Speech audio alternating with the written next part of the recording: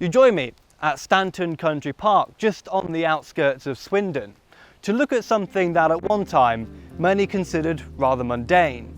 However, now is rather unique and something really quite special.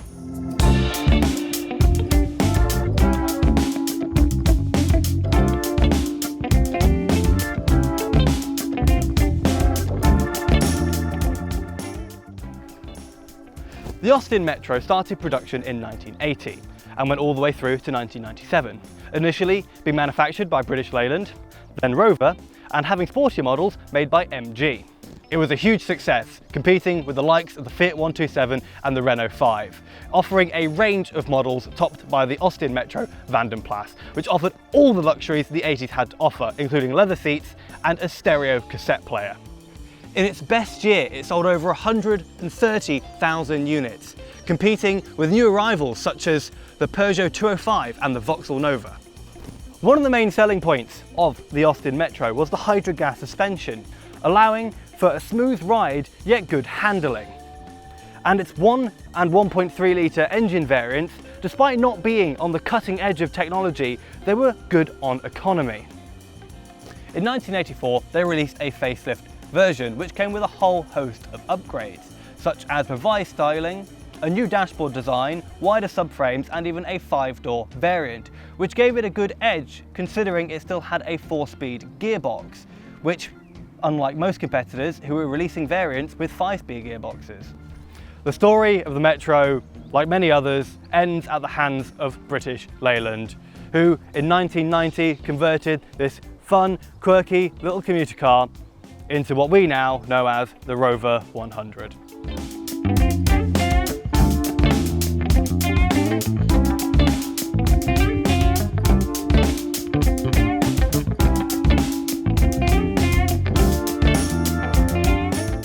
Yep, so my name is Jacob.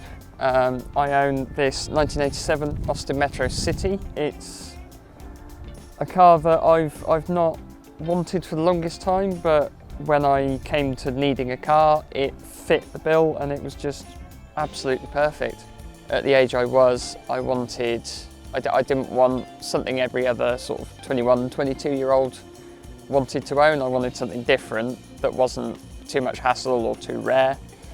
I initially looked at classic minis and then realised that they were just way out of my price range. I started chatting to my parents and Dad showed me a photo of him sat on the bonnet of his Austin Metro back in the 80s, and I thought I'll just see if there are any, still floating about. And after a few sort of weeks of searching, came up with a few duds. This one late at night while I was at work on Facebook Marketplace, looked over it and sent it to a friend and they went, "If you don't get it, I will."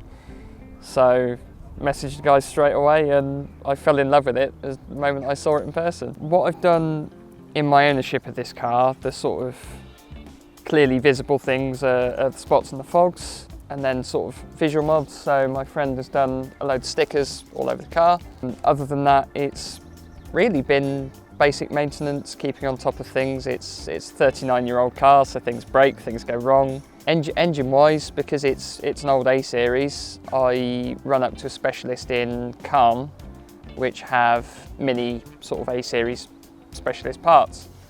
Bodywork-wise is where it gets interesting. It's about 6 months into me owning the car, I took it into town, parked it in a multi-storey, and when I came back, someone had hit the front passenger side. That one was hanging off, the bumper had been shifted slightly. I got very upset. I managed to straighten it out as best I could, and then it took me about 6 weeks to find the correct set of bumper corners, because it's the same on the rear but the shape to the bumper corners is different. So I ended up ordering 2 or 3 sets of rear bumper corners instead of front bumper corners. Being that I'd just come from quite a big sort of 2.4 5-cylinder turbo diesel, I had to sort of retrain myself how to drive such a tiny little engine with all the extra quirks of it being a carburetted car, and the gearbox is actually the sump to the engine, so you're sharing fluids. It looks slow, and admittedly it is slow, but it's finding that sort of balance between keeping it in the momentum to keep it going, and I've never had any issue keeping up with modern traffic. It's absolutely brilliant in London. First time I took it to London, I had about 5 minutes of anxiety once I got sort of closer to the centre of London of I have all these massive cars around me, they're going to squish me, they're not going to see me.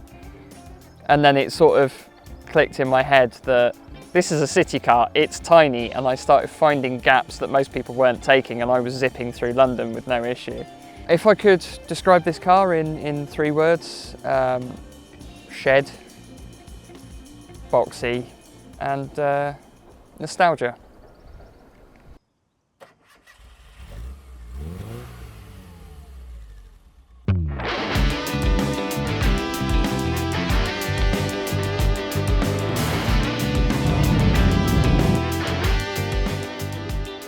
Run me down the specs of this engine. So how much horsepower?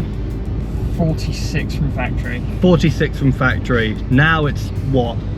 I haven't put it on a dyno, I do want to, but What is your guesstimate? Guesstimate, yeah. I like to be optimistic and say about 37. 37 is optimistic, is it? Yeah. I mean, 37 horsepower, and how heavy is this car? 874 kilo curb weight. Oh, that's good. So, I mean, that's enough really to get it going. Oh yeah, as I said, it's really good for sort of, it keeps up with modern traffic, and down the road like this, it can hold its own. I do have a lot of fun down the roads. Just new hydrogas, new tyres, it sticks to the road like glue. It was 700 quid for 400 for 4 reconditioned pots. When it develops a leak, that's it. You can put as much fluid as you want in it. It will be stiff, it will be bouncy. It's, as I picked it up, it's an uncomfortable ride. Yeah. There were many times when I hit a small bump and I hit my head on the ceiling. Bouncy. Very bouncy. Oh, I've just ticked over to 49,000 miles. Oh, brilliant. That's pretty low mileage for something like this. Yeah, but it's not low. There's one with about 12,000 miles on it. Oh, Jesus. Yeah, there's I don't feel you need a radio in this car. No. I do plan on putting a radio in this car because a Bluetooth speaker will only suffice so much. Yes, of course. The unit go there, and yeah. Go there. So this was a temporary measure. Spots and fogs. Yeah. Yeah. That will move to the right hand side of the dash down here. Yeah. At least the wiring's already there, so you haven't got to worry about. Yeah. It's going to save a lot of time. Yeah. 60 mile an hour zone. You ready? Let's go. Oh, it's uphill. That's not a good start. Hit 50. We're still at 50. Go. That does actually help, surprisingly. We've hit, what was that, 55? No, that's 50 now. Oh, that's 50 now. Yeah. And the factory rated top speed is a lie. Oh, is it? Yep.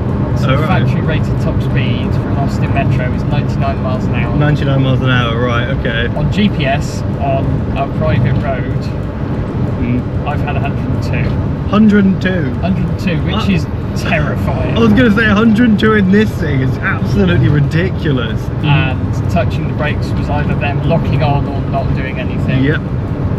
So it was a very interesting experiment that I shall never repeat again. No.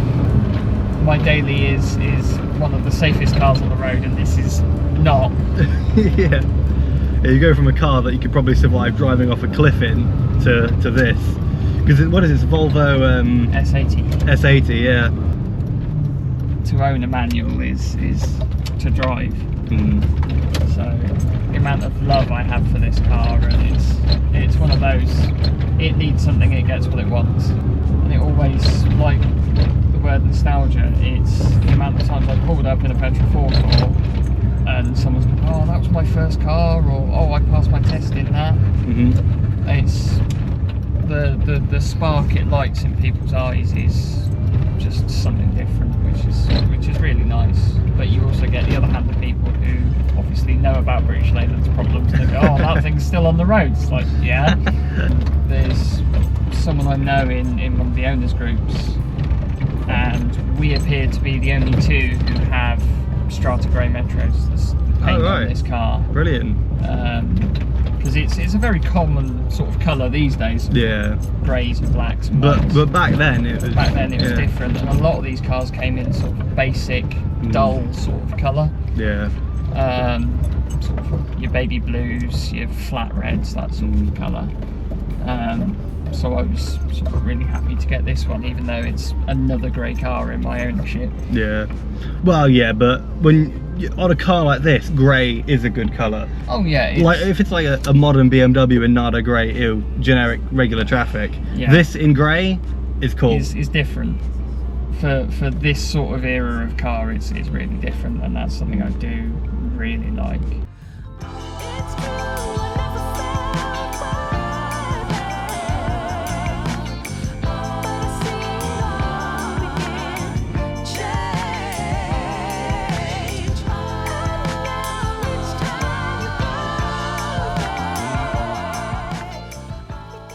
So what are my thoughts about this car?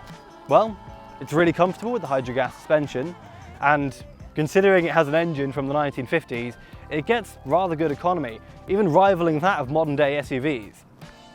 This car brings a lot of nostalgia to a lot of people. It's something you very rarely see on the roads, and it's really rather unique.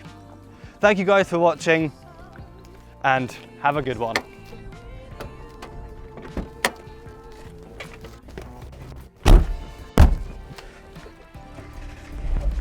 God, this is brilliant. Let's go.